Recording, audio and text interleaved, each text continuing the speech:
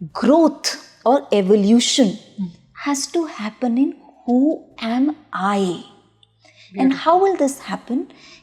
It does not need to be high funda philosophy or metaphysics. It's very simple. To ask yourself this question, why I do what I do. So the next stage in human evolution is a human being which is led by the divine within. That is the next stage of human evolution. ये जो एक shift देखने को मिल रहा है, क्या हम unknowingly normal consciousness से बढ़कर सुपरामेंटल कॉन्शियसनेस की तरफ बढ़ रहे हैं?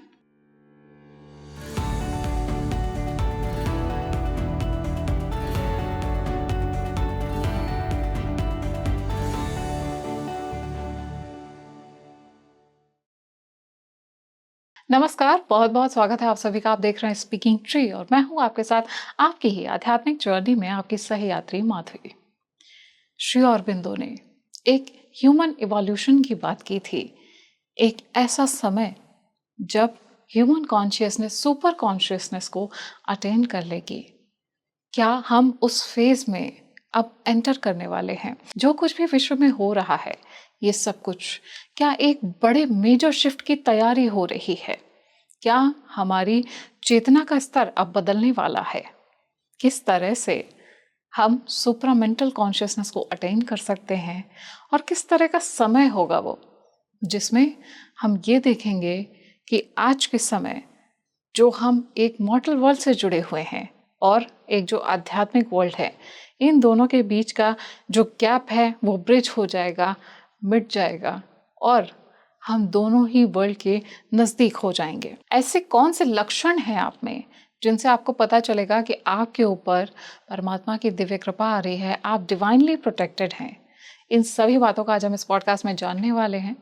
मेरे साथ में इसी डिस्कशन को आगे बढ़ाने के लिए एक बहुत ही बेहतरीन और खूबसूरत मेहमान जुड़े हुए हैं। मैं बहुत बहुत स्वागत करना चाहूँगी स्कॉलर और स्पिरिचुअल मेंटर दिव्यांशी चुग मैम का। बहुत बहुत स्वागत है मैम स्पीकिंग ट्री पर। I am very glad to be here. Ma'am, आपकी स्पिरिचुअल जर्नी कैसे स्टार्ट हुई? आप कितने वर्ष के थे उस समय? क्या उम्र रही होगी आपकी? स्पिरिचुअल जर्नी के दो पहलू होते हैं जी।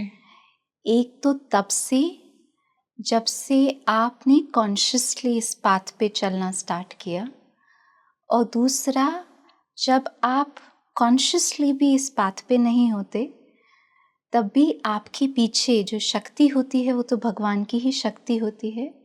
It is like saying that you may not be aware of your soul but your soul is aware of you.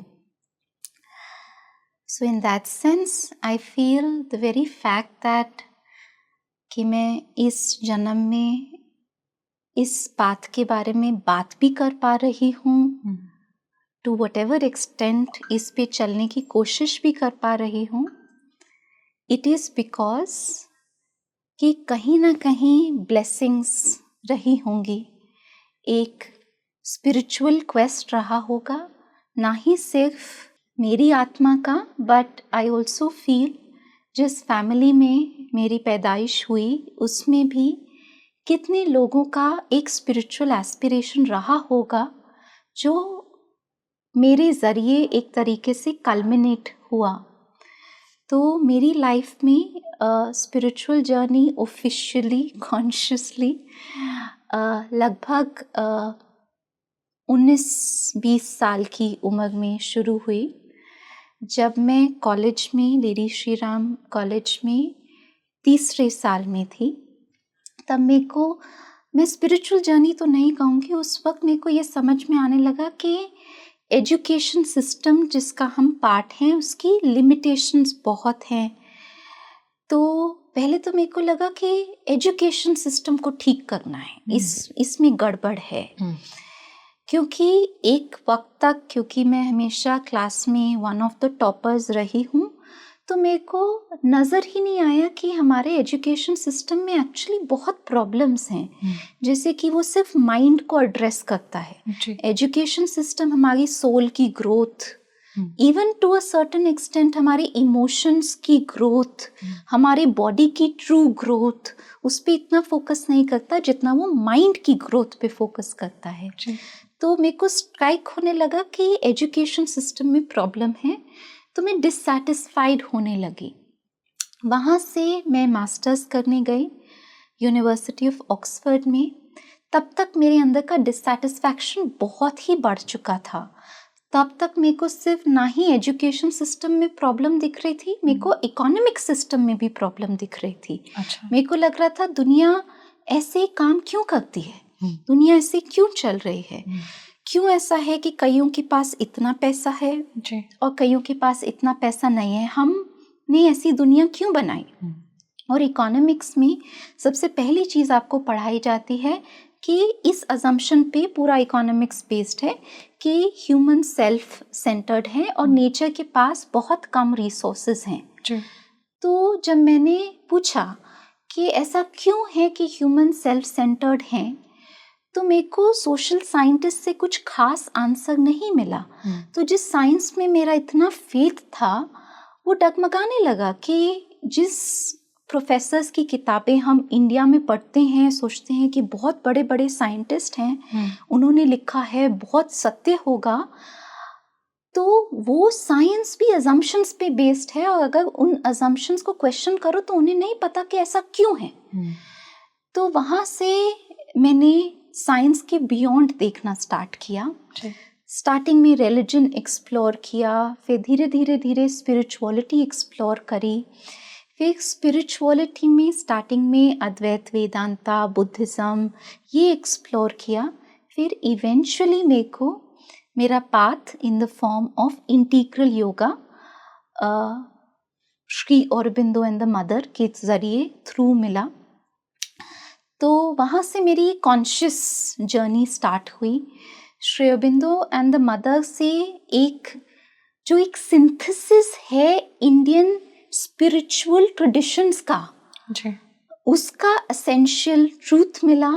ये भी आंसर मिला कि ऐसा ज़रूरी नहीं है कि human beings have to be self centred, और ये भी आंसर मिला ऐसा ज़रूरी नहीं है कि इकोनॉमिक सिस्टम इसी तरीके का होगा फ्यूचर में। इनफैक्ट एक नया विजन मिला कि नए तरीके का इकोनॉमिक सिस्टम बहुत अलग तरीके से दिखेगा। अच्छा। तो उनके अंदर मेरे को जो भी मैं सवाल उस वक्त खोज रही थी, सिर्फ यही नहीं खोज रही थी, वो तो स्टार्टिंग पॉइंट था एजुकेशन सिस्टम, इकोनॉमिक सिस्टम।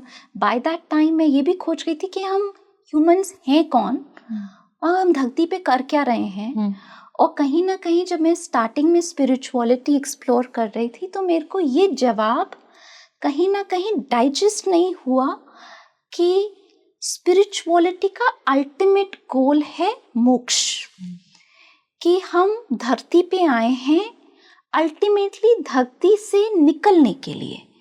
ये मेरे को डाइजेस्ट नहीं हो रहा था। मेरे को सारी चीज़ें वहाँ पर बहुत अच्छी लग रही थी, जो उससे एक लाइफ में धैर्य, पीस आ रहा था, मेरे को बहुत अच्छा लग रहा था। बट मेरे को कहीं ना कहीं लग रहा था कि लाइफ का तो जो मुक्ति होती है, जो मोक्ष होता है, उसका मतलब होता है इनर लिबरेशन। आप कैसे अपनी आत्मा को, अपनी माइंड, अपनी फीलिंग्स, अपनी ड्राइव्स, अपने डिज़ायर, अपनी बॉडीली इम्पल्सेस की जो ऑटोमेटेड वर्किंग्स हैं उससे कैसे फ्री कर सके। तो इसका भी मतलब समझ में आया। तब मेरे को लगा हाँ, moksha is an important aim. But उन्होंने एक दूसरा एम भी दिया कि मोक्षा इज एम नंबर 1, पर उसके बाद second aim is transformation. Meaning rough Hindi translation होगा रूपांतरण जी, पर I think transformation is more than रूपांतरण। कि जो धरती पे लाइफ है उसको भगवान की इमेज में बनना है, उसको डिवाइन की इमेज में बनना है।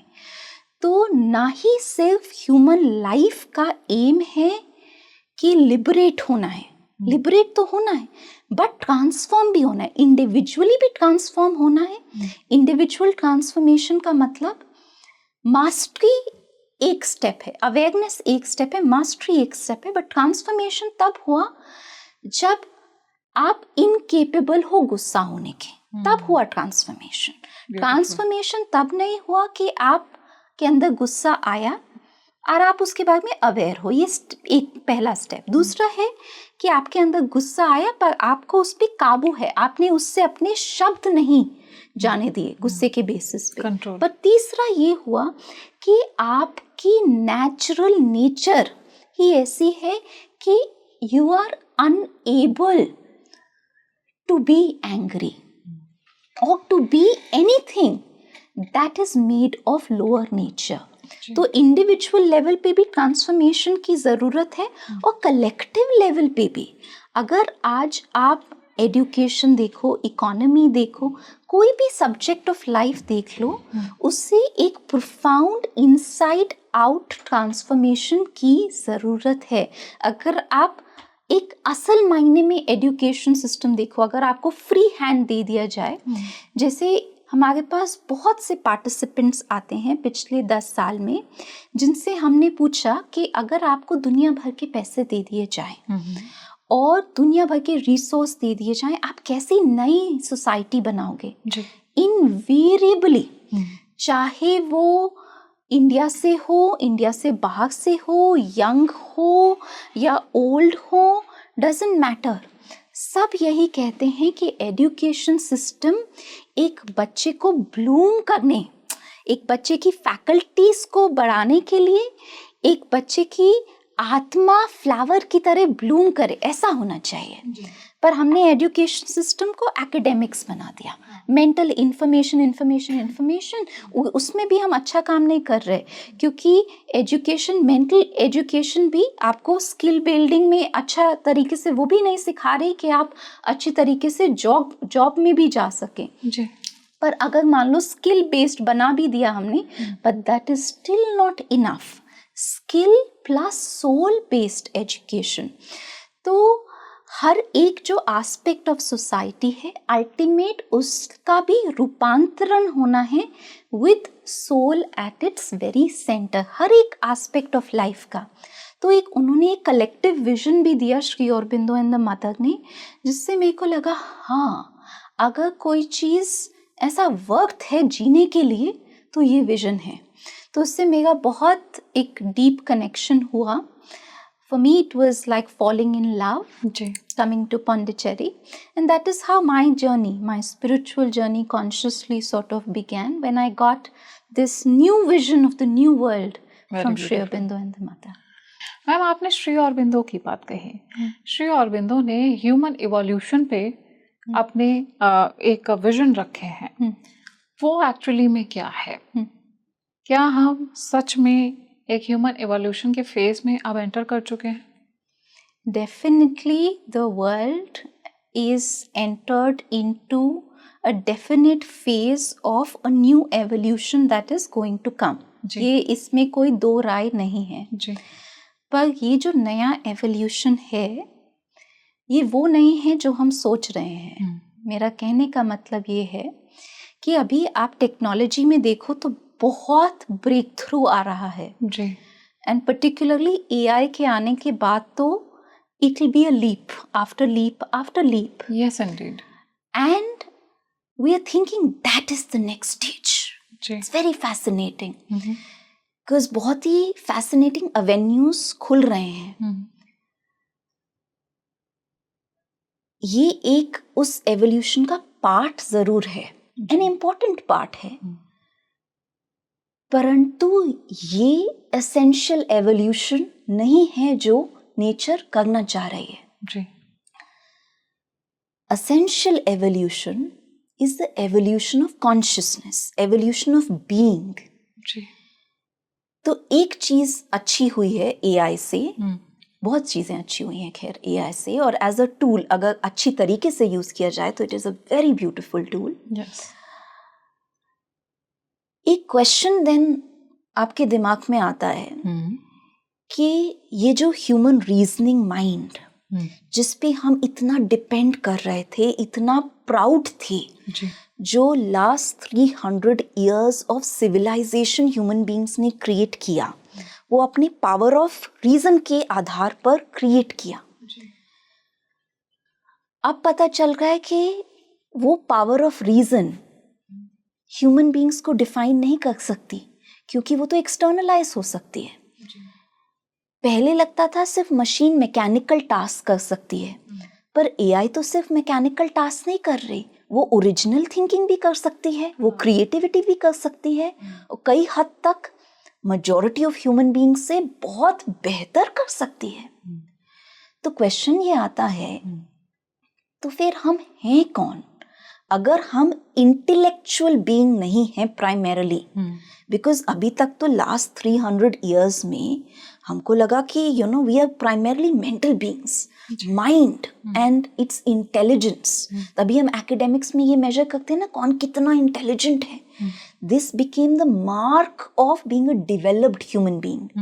तो अगर ये इजिली हम आउटसोर्स कर सकते हैं एक मशीन को, तो आप हो कौन, है ना? तो ग्रोथ और evolution has to happen in who am I? And how will this happen? It does not need to be high funda philosophy or metaphysics. It's very simple. To ask yourself this question, why I do what I do? मैं जो करती हूँ या करता हूँ, मैं क्यों करता हूँ? आप लोगों को दिखाने के लिए 10 चीजें प्रेजेंट कर सकते हो कि ये फिलैंथ्रोपी है, ये चैरिटी है, ये स्पिरिचुअल है, ये है, ये वो है जी। पर आपको अपने अंदर पता है कि आप क्यों कर रहे हो। तो जो ग्रोथ ऑफ कॉन्शियसनेस होगी, तो सबसे पहले तो that means growth of why you do what you do, and to be genuine, sincere and authentic in it. Which means that if I'm giving something, am I really giving with an intention of giving? And in very simple words, it means to come back to what are the values, not the morals or social values, but true soul values that you stand for. If you look at children, they're very naturally exuberating certain qualities, yes, like purity, innocence, or joy, or love, or compassion, or giving. And then slowly as we grow into adults, these things fall into backside. So the revival of these qualities as intentional qualities to bring into the world, that is the first step towards evolution of consciousness. Because अगर सब कुछ machine कर सकती है, including our great innovation, our great creativity, our great ability of the mind to organize, to create industries, even in future automated businesses that can create billions of turnovers can be created through AI. So that means we are not capability. We are more than capability. Then the question arises, why are we here on earth? Are we here on earth to create litter, to create traffic, to create tensions in relationship, to create war? What are we here for? If we are here on earth to create harmony, peace, beauty, wisdom, then we first have to source that through our own consciousness. If we are here on earth to create a creation which is in the image of the creator, then we have to discover that creator within ourselves first. So the next stage in human evolution is a human being which is led by the divine within. That is the next stage of human evolution. Of course, one has to work on one's faculties development, which means, of course, one has to have the finest mind, finest emotional intelligence, finest body, bodily intelligence, all of that is also important, because if you don't have a good enough mind or good enough body or good enough vitality or good enough emotions, then how will the divine as a leader flow through you? That energy will be blocked. Right. So you don't need to develop your instruments. One is not saying one doesn't have to evolve one's faculties. But the mistake we are making is we are only focusing on developing faculties for their own sake. Now, if we are only developing the body, we are only developing the mind, but we are not developing the soul, then how will these instruments manifest truth, goodness and beauty in the world? They will not. Then vitality is basically for me to accomplish my own personal selfish ambitions. Mm-hmm. And what use is that going to be very soon? Like, in one of the podcasts, Elon Musk was also talking about a world without money, which is also, by the way, something Mother has predicted, that there will be a time in future that the world will not require money. So then the question arises, फिर इंसान काम क्यों करे? जब सब कुछ है और सब कुछ हो रहा है और मशीन सब कुछ कर सकती है, from robots to AIs, when an entire business in future can be run, organizations at massive scales can be run using AI, governments can potentially be replaced by AI, तो human beings का role क्या है? It has to evolve, and it has to evolve in being, in consciousness, and from that status of being it has to evolve in doing. The mistake that we are making is we are going on focusing on evolution in doing. But right now there's a good churning and a good crisis which is happening, which is making us question कि what is going on, कि चल क्या रहा है. And that is a good sign and good symbol of a preparation towards human evolution which is happening. Very beautiful indeed. Ma'am आजकल हम देख रहे हैं कि लोगों का स्पिरिचुअल इंक्लिनेशन बढ़ गया है, चाहे वो छोटा बच्चा हो चाहे वो बड़ा हो. आज हमारी बात भी जो हमारे व्यूअर्स सुन रहे हैं वो भी अपनी आध्यात्मिक जर्नी में आगे बढ़ चुके हैं और स्पिरिचुअल इंक्लिनेशन उनके अंदर है, इसलिए हम शायद ये बातें भी कर रहे हैं और वो बातें सुन भी रहे हैं, देख भी रहे हैं, जो शायद 2 दशकों पहले नहीं था. तो ये जो एक शिफ्ट देखने को मिल रहा है, क्या हम अननोइंगली नॉर्मल कॉन्शियसनेस से बढ़कर सुपरामेंटल कॉन्शियसनेस की तरफ बढ़ रहे हैं? हाँ, I agree with you. Even जो हम काम करते हैं पूर्णम में बहुत ही अमेजिंग है, जिस तरीके से लोग इतना ओपन हैं, इतना सीख कर रहे हैं, इतना अनसेल्फिश मोटिव के साथ कंट्रीब्यूट करना चाहते हैं. एक जो चीज़ मेरे को बहुत ही प्यारी लगती है कि the number of people today who are willing to work unselfishly for meaningful work in the world is certainly rising, and that is extremely heartwarming. जो इवन जब हम पढ़ाई भी कर रहे थे तब ये सोचना बहुत मुश्किल था कि कोई 1 साल की डिग्री क्यों करेगा बिना सर्टिफिकेट के, बिना डिग्री के. तो 2 दिन पहले जब हमने इवन फेलोशिप भी हमारी कंक्लूड करी, उसमें कोई सर्टिफिकेशन नहीं, कोई डिग्री नहीं. फिर भी individual seekers from different parts of India want to give their 100%, 200% to seva. And to doing an entire fellowship without caring about कि इससे मेरे को डिग्री मिलेगा, इससे मेरे को सर्टिफिकेट मिलेगा, जबकि हमारे लिए सर्टिफिकेट डिग्री देना बहुत आसान है. Auroville comes under the Ministry of Education. It's easy to give a certificate. However, in Auroville, one of the ideals is education here will be given not for passing examinations and degrees, but for enriching existing faculties and bringing forth new ones while being in touch with the soul. So, इस objective के साथ we had started the fellowship, And that is why we did not publicize any certificate.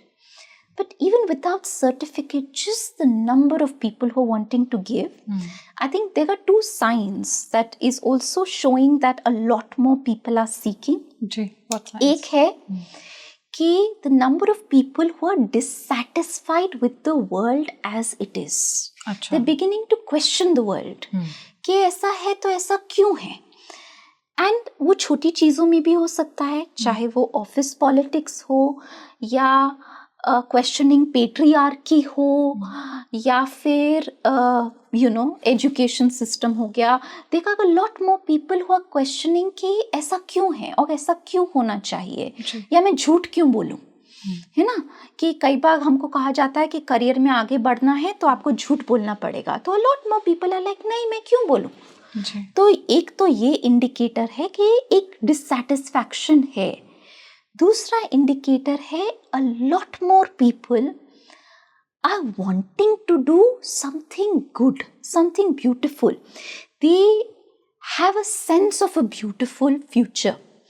So most certainly a lot more people are searching right now.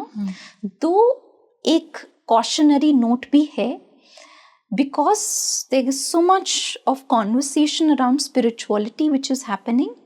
There are a lot of distractions also which are happening. Yes. For instance, people are not clear the difference between occult and spiritual. तो a whole lot of things जो आज spirituality के नाम पे लोग बात कर रहे हैं, डिस्कस कर रहे हैं, जानना चाह रहे हैं, that is actually occult in character.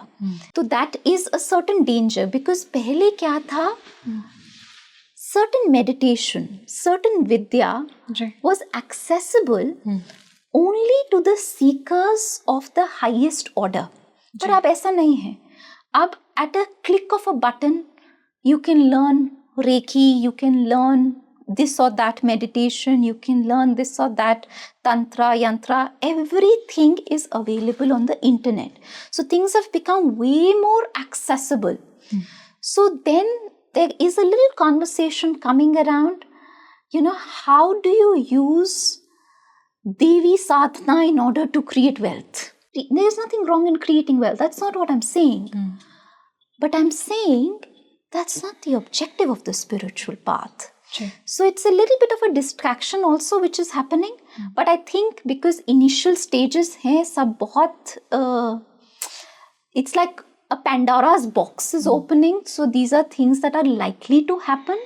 So it's a part of the journey. So that's a little bit of a distraction which is happening.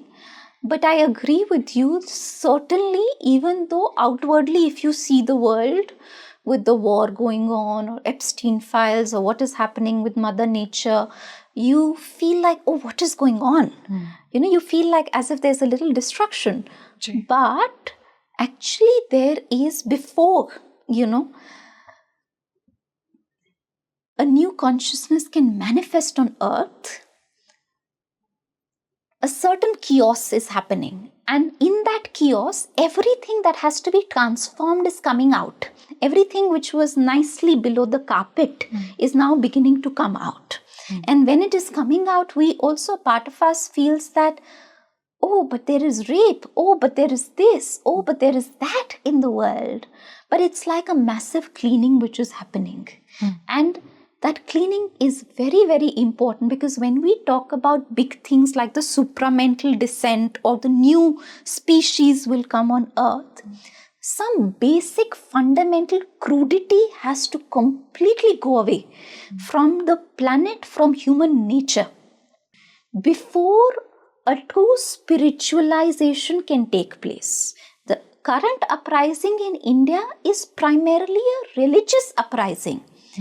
But it is a necessary stage, because not just because of the hundreds of years of British colonialism, but prior to that, 1,000 more years of colonization had really made India dormant about its own gifts and powers and possibilities.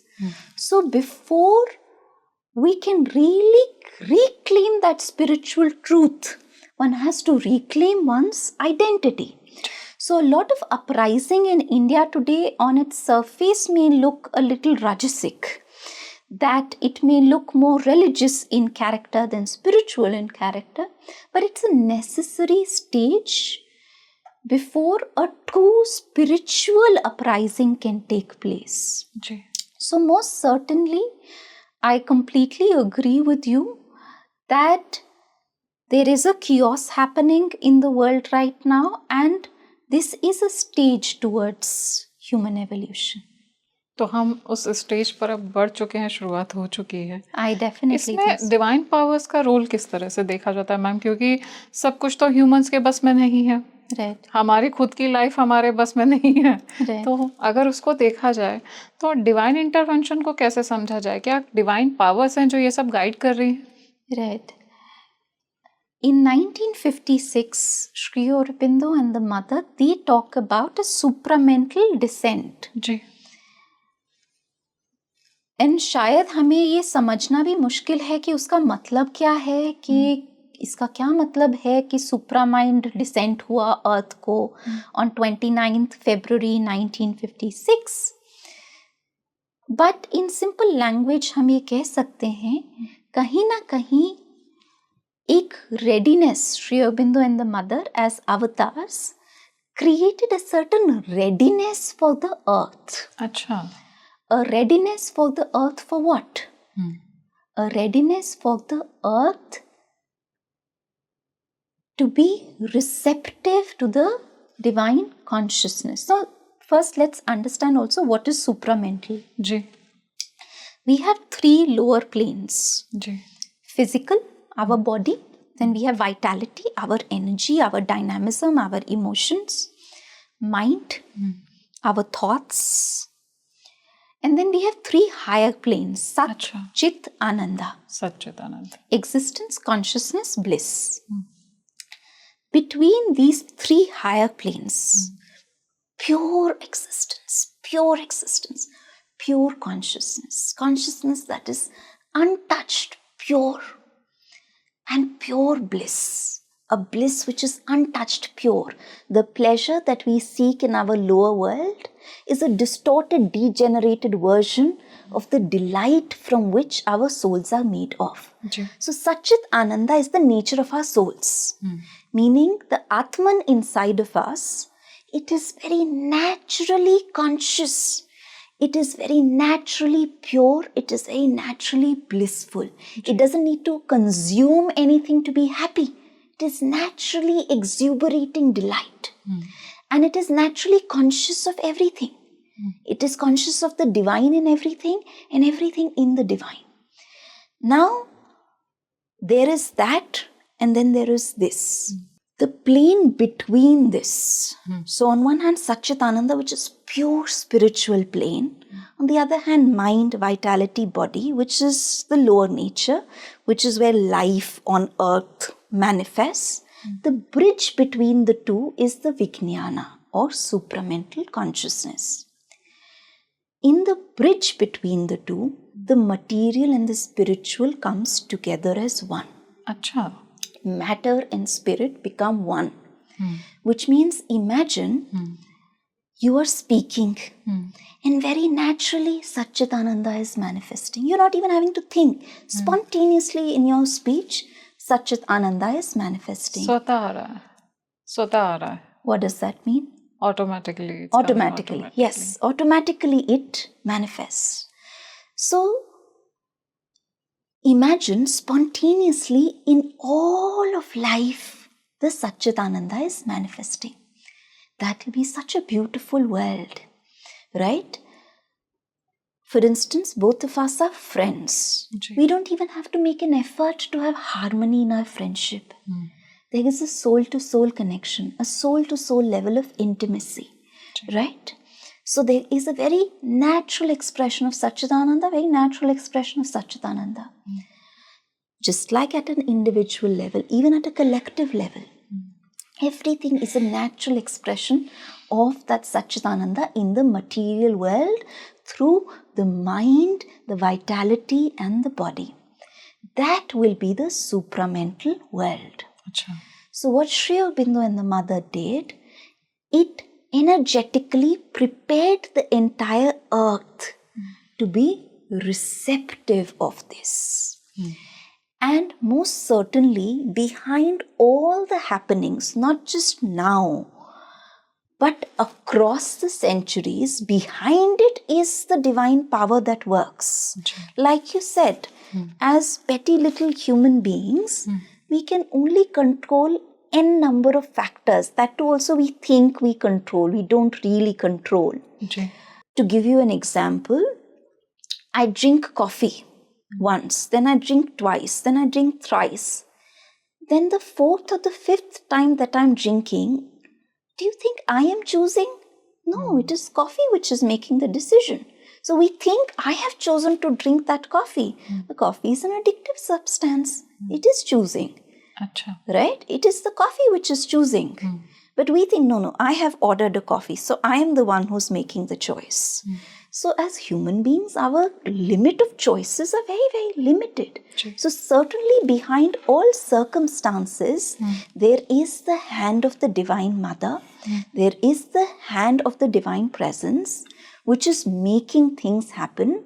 And right now, as I see it globally in geopolitics, the way things are happening, and across India also, it's like a massive churn is going on.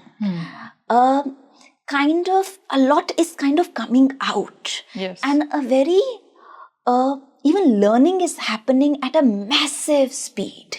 Right now, the curiosity with the information age, with the internet age can be quenched so fast.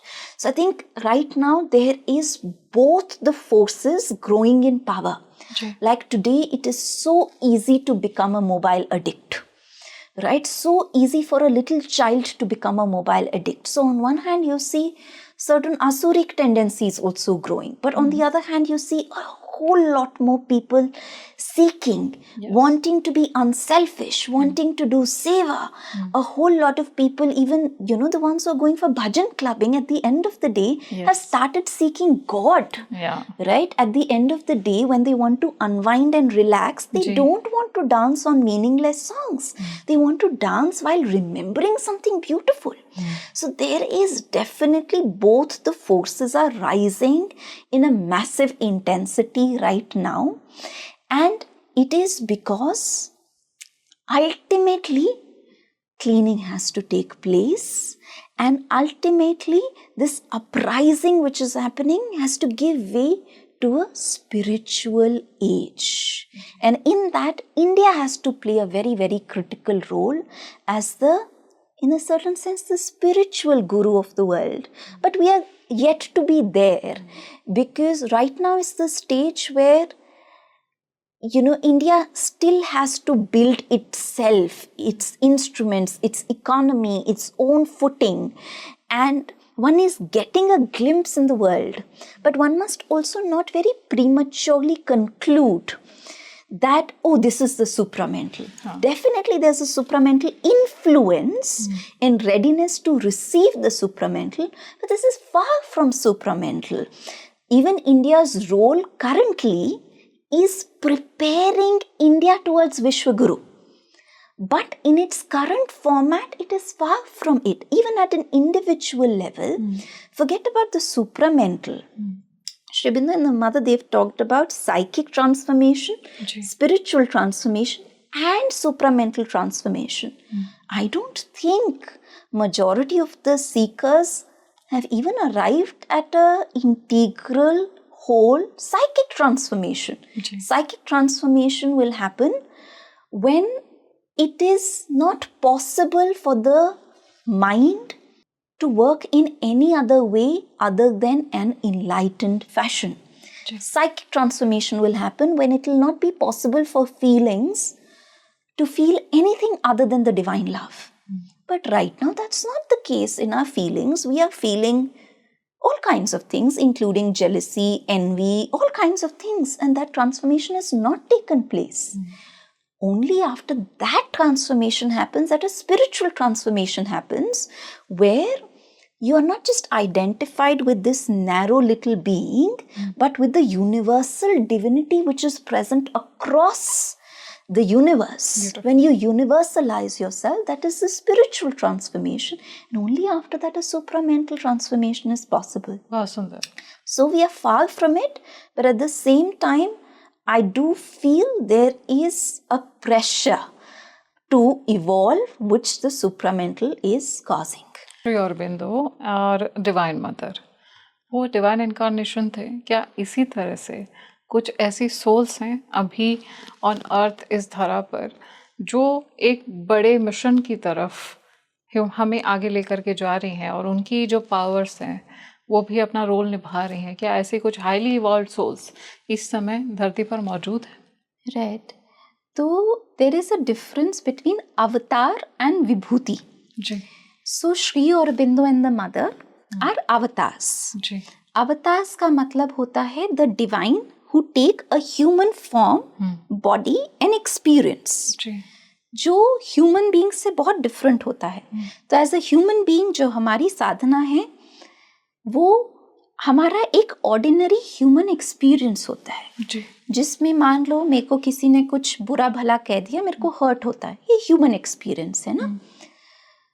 हम इस consciousness से धीरे धीरे करके divine consciousness की तरफ जाने की कोशिश करते हैं. तो ये तो ह्यूमन बीइंग की साधना हो गई.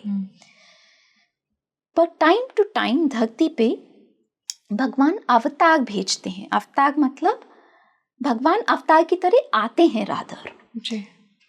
जब ऐसी जरूरत पड़ती है धरती पे कि उस धरती का जो लेवल ऑफ एवोल्यूशन है एक ऑर्बिट से दूसरे ऑर्बिट तक लेके जाना है, तब अवतार भगवान खुद धरती पे आते हैं उस एवोल्यूशन को एनेबल करने के लिए. तो अवतार इस समय धरती पे मौजूद हैं नहीं हैं मुझे नहीं पता, मुझे नहीं लगता. विभूति जरूर. विभूति मतलब भगवान के ऐसे कुछ चुने हुए इंस्ट्रूमेंट जो एक मिशन के साथ आते हैं, एक पर्पस के साथ आते हैं. वो अवतार नहीं होते, वो हमारे जैसे ह्यूमंस ही होते हैं, परंतु वो एक मिशन के साथ आते हैं, एक पर्पस के साथ आते हैं. जो भगवान जो एवोल्यूशन करने की कोशिश कर रहा है उस एवोल्यूशन के लिए उनका रोल बहुत क्रिटिकल होता है, उस एवोल्यूशन को एनेबल करने के लिए. तो मोस्ट सर्टेनली मुझे लगता है विभूति तो है. और ये भी मैं कहना चाहूंगी भगवान चाहे आप उनके इंस्ट्रूमेंट हो या ना हो, बनना चाहो ना बनना चाहो, चाहे आप उनके अगेंस्ट जाके काम करना चाहो, अगेंस्ट द डिवाइन विल, वो रास्ता ढूंढ लेते हैं आपको इंस्ट्रूमेंट बनाने का. तो ऐसे भी बहुत लोग हैं जो अपनी तरफ से वो चाहे कुछ भी कर रहे हो, मैं नहीं कहती उनके एकदम मोटिव प्योर हैं या फिर वो अव्वल दर्जे के साधक हैं, परंतु भगवान उनके थ्रू भी अपना काम कर रहे हैं. एक उदाहरण के तरीके से, इस समय का तो मैं नहीं कहूंगी, पर अगर आप हिटलर देखें, बाय ऑल मीन्स आप उसे दैविक शक्ति तो नहीं कहोगे, किसी भी तरीके से आप, I mean one can use different words, but one will say this is terrible, one will say this is asuric, that's how one will call it. But it is the Europe's War II, which we call as the World War II, and the role of Hitler, जो eventually United Nations की स्थापना करवाता है. अब हम question कर सकते हैं कि यूनाइटेड नेशंस इफेक्टिव है नहीं है, मैं उस पर डिबेट में नहीं जा रही, पर कहीं ना कहीं डिवाइन मदर का एक इंटेंशन जरूर है कि कैसे दुनिया में ह्यूमन यूनिटी हो, कैसे दुनिया के सारे देश हार्मनी में आके साथ रह सकें, और शायद बाउंड्रीज की भी फ्यूचर में जरूरत ना पड़े. अच्छा. तो इनडायरेक्टली तो हिटलर भी became an instrument towards doing something good in the world. तो ऐसे भी बहुत लोग हैं जिन्हें मैं ये नहीं कहती कि, जैसे आई डोंट नो अगर मेरे को नाम लेना चाहिए या नहीं, प्रेसिडेंट ट्रम्प, मैं नहीं कह सकती कि वो किसी भी क्राइटेरिया से साधक के दर्जे में आते हैं जी, with all my humility and respect, but I do feel कि जो बहुत सी चीजें पहले अंडर द कारपेट होती थी ना, अब उनकी वजह से, क्योंकि बहुत बड़बोले टाइप हैं, तो वो बाहर निकल के आ रही हैं, तो वो indirectly it will awaken people, जी, it will shake up people, right? It will make people question. Like today people are questioning McDonald's because of Epstein files. इतने सालों से कितने एक्टिविस्ट ने उसे क्वेश्चन किया, सस्टेनेबिलिटी एक्टिविस्ट ने क्वेश्चन किया, लोग इधर से सुनते थे, उधर से निकालते थे, इधर से खाते थे, बट एक सर्टेन लेवल तक बात पहुंचती है तो एक अवेकनिंग आती है। तो चाहे वो दिव्य व्यक्ति हैं नहीं हैं, और मोस्टली अपनी तरफ से तो वो बनने की कोशिश नहीं कर रहे जी, पर एक दिव्य मिशन की तरफ भगवान उन्हें भी यूज कर ही लेता है। तो डिवाइन पावर्स का जो इन्फ्लुएंस होता है Right. वो ह्यूमन कॉन्शियसनेस पे होता है, राइट, और ये जो कुछ भी हो रहा है, राइट, हम करंटली जो देख रहे हैं, राइट, इसमें डिवाइन पावर का एक प्लान है। Right, right, right, most definitely. दुनिया में जो भी हो रहा है, पर ये भी बात समझनी पड़ेगी, क्योंकि कई बार ना इंडिया में हम ये कह के छोड़ देते हैं कि सब कुछ भगवान कर रहे हैं, तो हम लाइफ में ना रिस्पॉन्सिबिलिटी भी नहीं लेते, हम बहुत ऐसे पैसिव हो जाते हैं एंड एक पैसिव सरेंडर की तरफ चले जाते हैं, जिसमें हमको लगता है अरे सब भगवान ही कर रहे हैं, भगवान ही कर रहे हैं, तो हम रिस्पॉन्सिबिलिटी नहीं लेते। There is a divine power behind everything that is happening in our personal lives as well as everything that is happening in our collective. Having said that, इसे बहुत ही लिटरल, लीनियर, पैसिव तरीके से नहीं समझना है जी, because हमारी जो life होती है, जिंदगी होती है, भगवान के साथ एक इंटीमेट डांस की तरह होती है। भगवान हमारे को प्रोग्रेस कराने की कोशिश कर रहा है, और वो हर तरीके से हमारे को प्रोग्रेस कराने की कोशिश करता है, चाहे हम रिसेप्टिव हों ना रिसेप्टिव हों, चाहे हम भगवान को रेजिस्ट करें ना रेजिस्ट करें, वो अपनी तरफ से पूरी वो शक्ति कोशिश करती है, और वो ग्लोबल स्तर पे भी करती है, कलेक्टिव स्तर पे भी करती है, हमारी लाइफ में भी करती है। पर इसका कतई मतलब ये नहीं है कि जो करंट कॉन्शियसनेस पे हम ऑपरेट करते हैं वो डिवाइन कॉन्शियसनेस है जी, या फिर आपने देखो, भगवान तो वॉर को भी यूज कर लेंगे to make the higher purpose come alive, but इसका मतलब ये नहीं है कि war is born out of divine consciousness, right, including the Mahabharata war. जी, Krishna tried to stop it so many number of times before one had to go for war. So war by itself is not born out of some divine consciousness.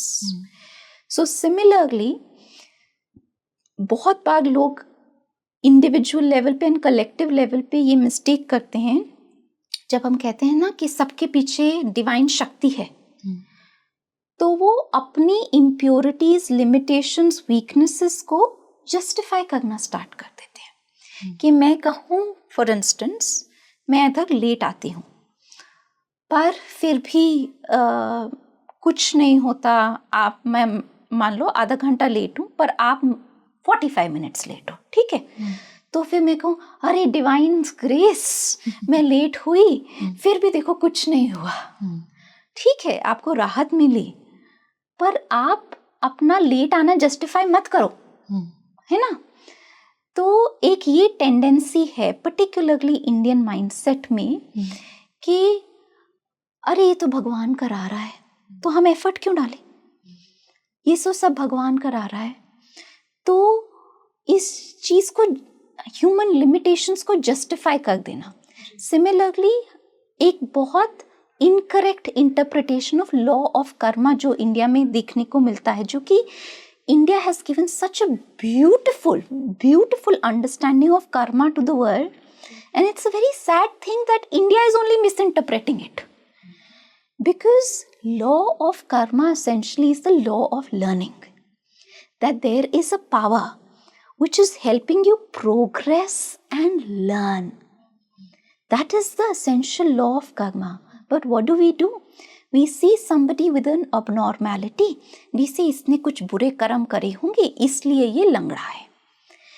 That is a gross misunderstanding of the law of karma. In fact, one of the things Mother says, that somebody who's probably taken birth in a poor family, maybe a noble soul who's chosen to go through that experience in order to grow through that experience. अच्छा. Because maybe अगर वो rich family में पैदा होता तो शायद इतना grow नहीं करता जितना उसका सोल, जितना वो गरीब फैमिली में ग्रो कर जाएगा.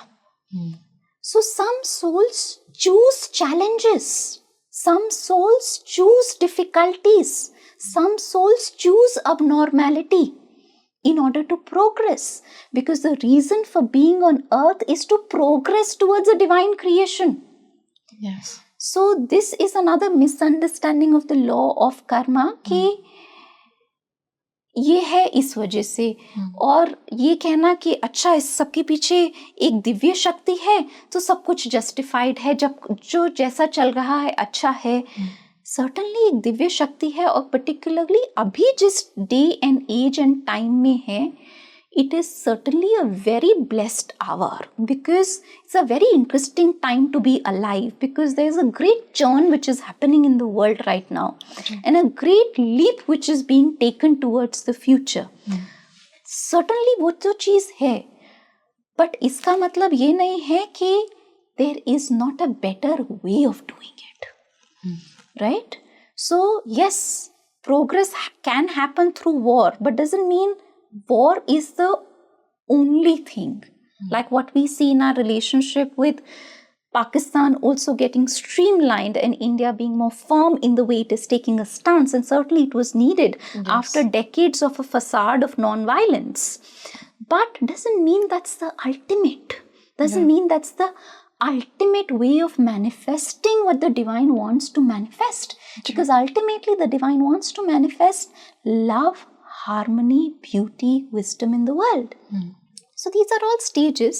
Behind it is certainly a divine power, but doesn't mean that we are doing it perfectly or things are perfect as they are. They're not. Far from perfect. Ma'am, साधना की बात करें, आप खुद एक साधक हैं, आप मेडिटेट भी करते हैं. साधना में क्या सिद्धि जो होती है वो भी आती है? हमें उन पे फोकस करना चाहिए, नहीं करना चाहिए? और बेसिकली समझा जाए तो सिद्धि है क्या? It's a very good question that you asked, because Sri Aurobindo and the Mother कभी भी सिद्धि पे फोकस करने के लिए नहीं कहते जी. इनफैक्ट वो एक डिस्ट्रैक्शन है. सिद्धि आती है, परंतु अगर आप इस पाथ पे चल रहे हैं सिद्धि पाने के लिए तो वो एक डिस्ट्रैक्शन है जी. जैसे कि जब आप विपस्सना करने जाते हो तो गोयनका जी कहते हैं कि अगर आप मेडिटेशन एक्सपीरियंस पाने के लिए कर रहे हो, क्योंकि कई बार होता है पहले के 1, 2, 3 दिन के बाद एक एक्सपीरियंस आता है आपको, फिर आप क्या करना स्टार्ट करते हो कि वो एक्सपीरियंस दोबारा कब आएगा. जब पहली बार एक्सपीरियंस आया तब आपके पास कोई एक रेफरेंस पॉइंट नहीं था, एक्सपेक्टेशन नहीं थी, तो डिजायर नहीं था. पर पहली बार जब एक्सपीरियंस आ गया उसके बाद एक डिजायर किंडल हुआ कि अब ये तो आना ही चाहिए, या इससे ऊपर का आना चाहिए, ऐसा ब्लिस महसूस होना चाहिए. तो बार बार हमारे को वार्न करते हैं विपस्सना में कि एक्सपीरियंस के पीछे मत भागो, वो डिस्ट्रैक्शन है। तो आपको एक एक्सपीरियंस आया, उसके बाद आपको और ऐसे एक्सपीरियंसेस चाहिए।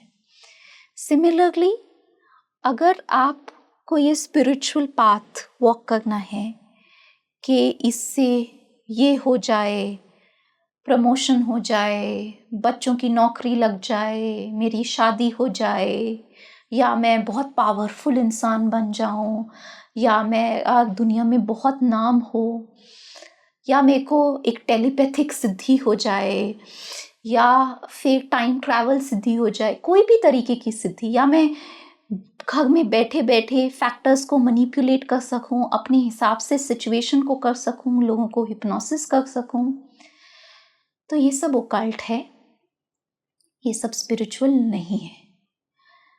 बट डज इट मीन ये सब बुरा है? नहीं, ये एक टूल है, यंत्र है। अब अगर आप टूल किसी ऐसे इंसान को दे दोगे, जैसे बच्चे को आपने अगर चाकू दे दिया तो उसके लिए तो वो टॉय है जी, तो वो तो अगर कुछ काट देगा तो काट देगा, है ना। तो आप टूल को तब तक हाथ नहीं लगाते जब तक आपके अंदर इनफ शुद्धता ना हो। जी, तो शुद्धि, प्यूरिफिकेशन, मुक्ति, liberation is the basis of Siddhi, which is perfection. So सिद्धि क्या होता है? Are gifts जो भगवान आपको देता है जब आप इस पाथ पे चलने लगते हो। पर अगर आप भगवान के पास इसलिए जा रहे हो क्योंकि भगवान मेरे को गिफ्ट देगा, तो फिर आप क्या ही साधना कर रहे हो ना, कि तो फिर तो आप की साधना वही हो गई जैसे आप भगवान के पास मंदिर में गए, आपके पास दुनिया का सब कुछ है, फिर भी आप 4 चीजें मांग के ही आओगे, तो फिर आप में और नॉर्मल इंसान में फर्क क्या रह गया? फिर तो वो वही बात होगी ना कि भगवान ये दे दो, वो दे दो, खुशी दे दो, सिद्धि दे दो, ये दे दो, वो दे दो, और अच्छा अगर आप नहीं दे रहे तो मैं 4 टेक्निक फॉलो करके, 4 मंत्र जपा करके मैं लेके ही दिखाऊंगी। तो वो बात हो गई ना। परंतु ये सत्य है कि जब आप साधना के पाथ पे चलने लगते हो तो there are gifts that you receive, and usually the people who receive the gifts do not talk about it. Yes. So the people who actually have the gifts, and I've met people that, you know, within a 10-minute conversation the person knew everything about me. You know, you go to a psychologist, आप 45 minutes बात करते हो, पर फिर भी कई बार आपको लगता है साइकोलॉजिस्ट मेरे को समझा नहीं अच्छे से, और कई लोगों को आप मतलब 5-10 मिनट मिले और आपको लगा इसने मेरे को देख लिया, इसने मेरे को समझ लिया, ये मेरे अंदर से अंदर के मूल भाव को जानता है, समझता है जी। तो ये भी एक तरीके की सिद्धि है। सारी सिद्धि एक age a you know, it doesn't have to be very glorious or glittery. Some siddhis can be very simple. So certainly sadhana ke path pe there are gifts that you receive. For instance, even अगर आपको इस जीवन में एक ऐसे कार्य की प्राप्ति हुई है जिससे आप भगवान की सेवा कर पा रहे हैं, ये भी एक तरीके का बहुत बड़ा गिफ्ट है। मैम, डिवाइन मदर की हमने बात की है, आपने बोला कि divine mother and I will say divine power, basically divine power जो ह्यूमन कॉन्शियसनेस को इन्फ्लुएंस कर रहा है, हमें पता कैसे चलेगा कि हम डिवाइन पावर के थ्रू गाइडेड हो रहे हैं, वी आर डिवाइनली गाइडेड? क्या कुछ साइंस होते हैं जिनसे हमें पता चल सके कि हाँ हमें डिवाइन एक प्रोटेक्शन और एक गाइडेंस दे रहे हैं? So the divine manifests through the mind as wisdom, through the heart as love, through the vitality as true power, and through the body as beauty. So at an individual level, when you are aligning yourself to the divine will, to the divine power, these are some indicators. Very naturally wisdom will start to flow through you. अच्छा. You will be surprised when you start speaking, words of wisdom are coming through your mouth, and many times you will hear yourself and wonder, अच्छा ये तो मेरे को नहीं पता था, ये कैसे मैंने बोल दिया. So that is a certain indicator. Second, you would consciously want to manifest love in your life. अच्छा. Love does not mean romance, does not mean family, does not mean friendships. Love is a very profound and sacred vibration which has created the entire earth, the creation. It will come through you wanting to serve, you wanting to give, and you wanting to act from a very pure inner space. Ji. That not because of anything else, but because of your own inner satisfaction. Let us say somebody does something bad to you, but because of your own inner satisfaction in that situation, you want to bring in harmony, not by bowing down or bending down, but by vibrating at a higher frequency of love. And that becomes your inner necessity. It's like अगर आपने घर साफ रखा है, उसमें आप थोड़ी सी भी गंदगी मचाओगे, आपको बहुत खटकेगी. जी. इसलिए नहीं क्योंकि 4 लोग आपको बोलेंगे कि अरे ये क्या गंदा सा रखा है, क्योंकि अगर आपको साफ घर रखने की आदत हो गई तो आपको वो गंदी चीज जरूर खटकेगी. जी. तो that is a second indicator. The third indicator is true power. ये नहीं कि हाँ सब कुछ भगवान कर रहे हैं, आप पैसिव होके बैठे हो. You would want to take up power in your hand, but a power to serve, a power to give, a power to nurture, a power to create, a power to lead something good and beautiful in the world. And the fourth is you will be attracted to beauty. अच्छा, किस तरह की beauty? Beauty which is not superficial or ornamental, but like say beauty of the flowers. Flowers will really begin to attract you. अच्छा. And everything that you will do, for instance at work, for instance writing an email, you can write an email in a very mechanical manner, or you can write it in a very sacred manner. So in everything, आप email लिख रहे हो, आप Canva पे एक post बना रहे हो, आप एक थंबनेल बना रहे हो, आप वीडियो एडिटिंग कर रहे हो, आप हर एक चीज में एक sacred beauty लाने की कोशिश करोगी. So that is the fourth indicator that you're beginning to be in touch with something of that sacred energy, that sacred power. Wisdom will begin to flow through you. You will want to be an instrument of divine love. You would want to own up a power that can serve. And then you will be attracted to sacred beauty, and you want to manifest that sacred beauty through perfection in detail.